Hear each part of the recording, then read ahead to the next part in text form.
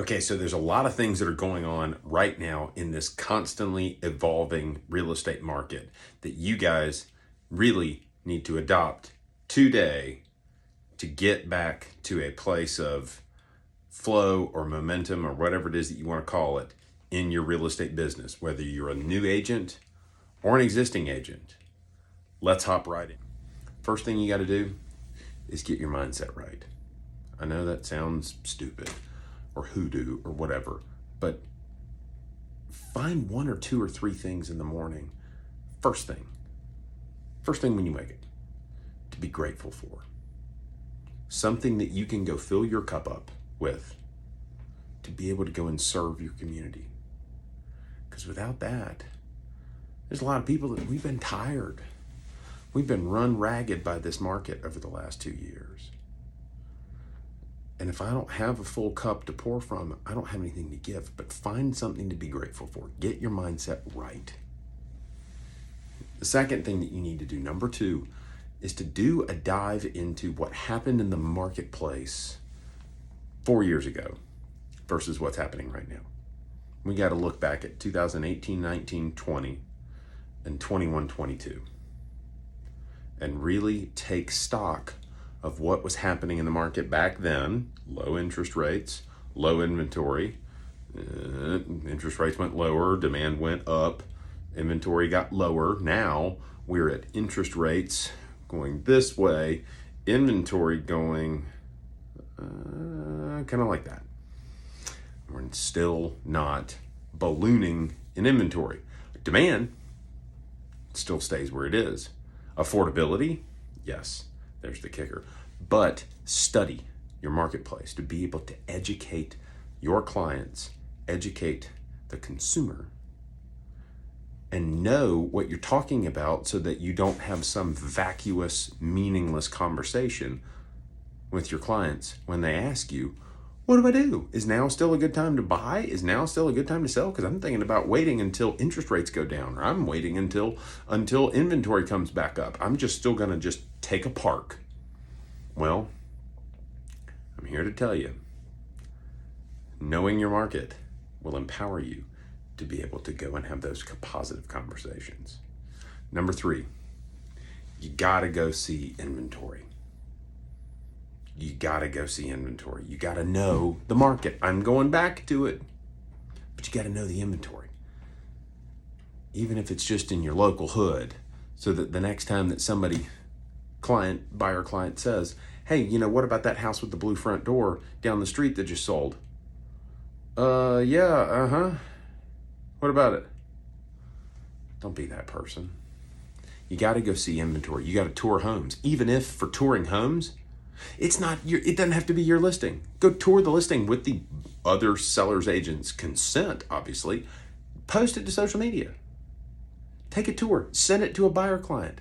Send it to a client that came off the fence, went back on the fence, that you haven't talked to in 2 years. Send it to them. This place made me think of you. Just wondering, where are you right now? Or how are things? Number 4, find somebody, whether it's a friend, a mentor, a broker manager, a trainer, anybody, and go practice having these types of conversations. Most specifically, practice having the conversations about we're going to wait until prices crater because we think that prices are going to go 20% down, or we're going to wait until interest rates go down, or fill in the blank for the conversations that you're having on a daily basis. But I can guarantee you're having both of those. If nothing else, practice how you respond to, how's the market? Should we be scared? All I'm saying is find somebody, and if you need somebody to practice with, find me, because we'll do it. The 5th thing, and I know that somebody is going to balk at this just a little bit, but promise, hear me out here. Go back through line by line all of the contracts. We're entering a different environment where negotiations are returning to the table in force. Find a way to become more eloquent, more familiar, more adept, more knowledgeable with the contract and how to exercise the options that are available to you, whether that's on the listing side or the buying side, so that you can better educate your folks either in crafting an offer, negotiating an offer, or accepting an offer that comes across the table.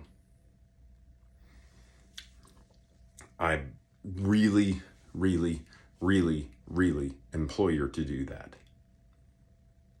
And again, just like with the role play, I don't like to use the word role play because it sounds stupid, but it's true.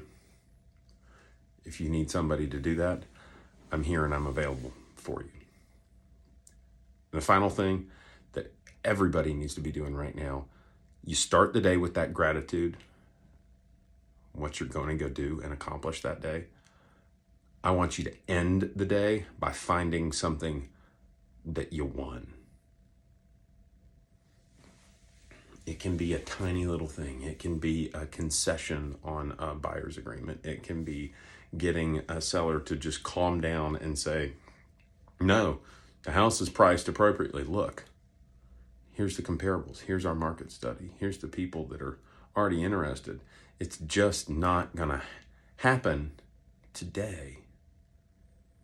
Our days on market are still below historical averages. We got to ride the ship. And here's why. Here's the actual information that's going to help you. Try to end the day with a win every day. Start the day with gratitude, end the day with a win, and fill your day with learning so that you can go and educate and help your clients move forward.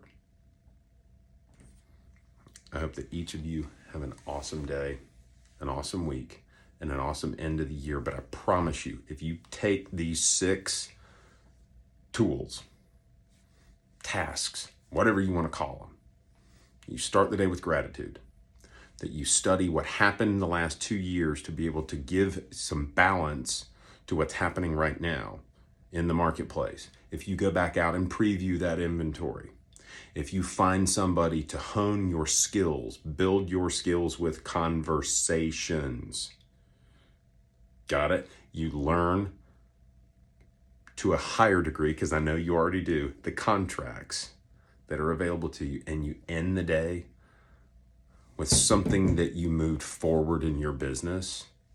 I promise you, you're going to have an excellent end to 2022, and you're going to have a super start to 2023.